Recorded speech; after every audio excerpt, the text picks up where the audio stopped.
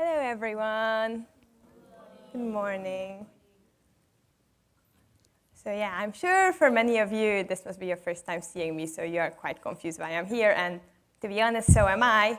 But I hope that Pastor Habangjo was really guided by God when he asked me to stand here, so yeah, I'll do my best. Anyways, I moved away from home when I was 19, and moving all around the world, listening to hundreds of different lectures from hundreds of different people, I found that I prefer to at least see a family picture before they start. So here I go, my family picture. Yes, my name is Eszter, I'm 25, I'm Hungarian. My dad is Czech, my mom is Hungarian. I have 4 adorable baby brothers, as you can see. And yeah, yes. And then I am just finishing up my Theology and International Relations Studies at Sammun University in South Korea. So yeah, that's about it about me. And so now I'd like to move on to the sermon. But before I start, I'd like to introduce these 2 people. So they are the founders of our movement, Reverend Moon Sun Myung and Dr. Hanak Cha, and they spend their whole lives working for world peace. But more than that, I would like to talk about how they have impacted our lives personally. So in our movement, we refer to them as true parents, true father, and true mother. And it is because for many of us here, they have chosen their spouses, or as for me, they have chosen their parents, right? So my parents, they aren't even from the same country. They wouldn't have met without them. And so I wouldn't be here without them. And that is why we call them parents, because they are the very foundations of our families and our lives. But despite the fact that they are such people and that they spend their whole lives working for world peace, right now there is a special persecution going on in South Korea against our church, and more specifically against True Mother. And there isn't even any concrete evidence. There's just one person's testimony against our entire movement. And despite that, at the age of 82, she is right now under arrest, not even a week after a heart surgery that left her a lot more susceptible to any strenuous activities or stress. So I'm not being overly dramatic when I say that this is a life or death situation for her. But despite that, she's telling us not to worry for her, but to pray for the sake of our families, for our own happiness, for the sake of the world. And seeing her say that, even in a situation when, she could die, that she worries more about our happiness than herself, really made me reflect on her heart and on her motherly love towards every single one of us here. And so that led to today's sermon, which is called the Sandstorm. And as many of you might know, True Mother, she's been talking about this, metaphor of standing alone in a sandstorm for years now. It's been about 6 years. And honestly, I could never really understand what she meant when she was saying this. Why would she say that she's standing alone when I am right here? When every single one of us, we are right here.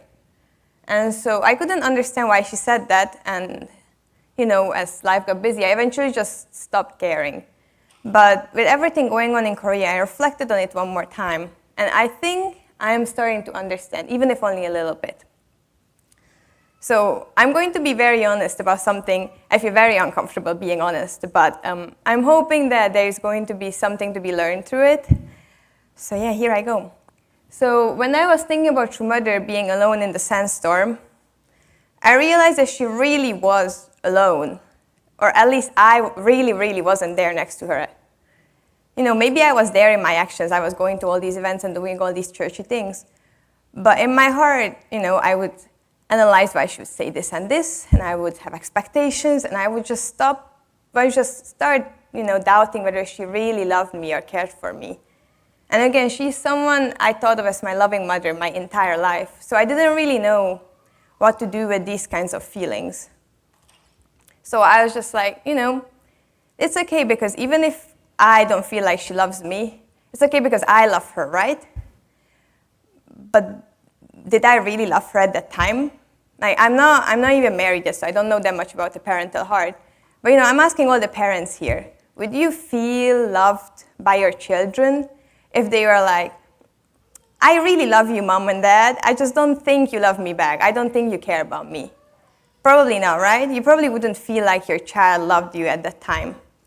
And so it's the same for True Mother, or at least I am expecting it's the same for her. So no wonder she felt alone at that moment. No wonder she didn't feel like I wasn't there next to her at that time, right? And regardless of that, though, she never gave up on us. She never gave up on me, and she kept looking for me in that sandstorm. And so this is something I only realized recently, thinking about all this, sandstorm thing and whatever. But if True Mother is there in the sandstorm, then so are we.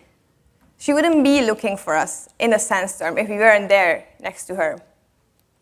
And so all of us are wandering in that sandstorm, and she's looking for us, and we just can't find our way out. So why is that?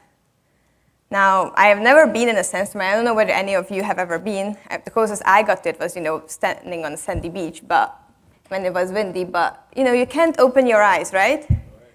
So none of us can see anything. The True Mother, she even said this. She felt like she's standing alone in a sandstorm, unable to even open her eyes. So none of us can see anything. And if we can't open your eyes, I imagine we can't open our mouth either, right? Because otherwise we would choke on sand. Yes, she still keeps on calling and calling out for us in the sandstorm, trying to find every single one of us. The sand filling her mouth and scratching her throat and drawing blood. And still, no matter how difficult it is for her, she keeps calling out for us. She waits to find us so that she can guide us out of this sandstorm. That's how much she loves us. That's how much she wants to save every single one of us. And yet, for us, it's not always easy to hear her.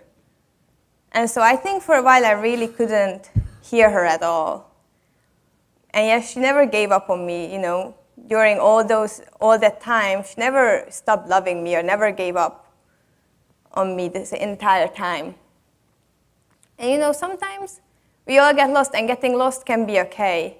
But with everything going on in Korea, I really, realized that sometimes we just don't have the time to be lost, right? Sometimes we don't have as much time as we thought, and things don't always go the way we expect them to go. And sometimes we take things for granted until we end up regretting that. And so I think I took True Mother just a little bit for granted.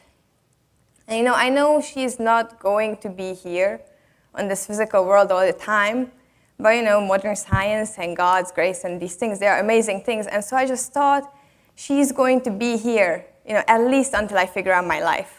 At least until I don't feel that lost anymore. Other people, they are going to pray enough, and they are going to offer enough devotions, and they are going to do their best, and then that's just somehow going to fix things until I figure everything out. And so I thought it was just okay. But then things, they really escalated quite quickly in Korea, and that just made me think, it just really made me regret all this time that I spent, worrying about my own feelings, instead of just, loving True Mother unconditionally. But, the thing about love is that it's never too late for it. So I really started thinking about, what would True Mother want? What would True Mother really want at this time? What would make her feel loved? And what would make her feel happy? And so, of course, fulfilling God's will is very important. But True Mother, as our loving mother, she really wants every single one of us to be very happy. And so, I even heard this from a Korean leader once, that although True Mother is, of course, very happy when she hears all these reports about the church doing well and, us doing all these things and, the church growing and whatever, but she is the happiest when she hears the reports about our matchings and our blessings. That's what makes her the happiest. Knowing that we are building our happy families, that we are living happy lives, is it what makes her the happiest. So I really hope that we can build these families in our lives, that we can become these families that make True Mother happy, that give her power at this critical time in Korea. I really hope that we can be such happy families that, all our neighbors want to be like us, and everyone we meet, they're asking us for our secret. So everyone really wants to be like us, so that all our happiness has so much power that it can give power to True Mother all the way in Korea.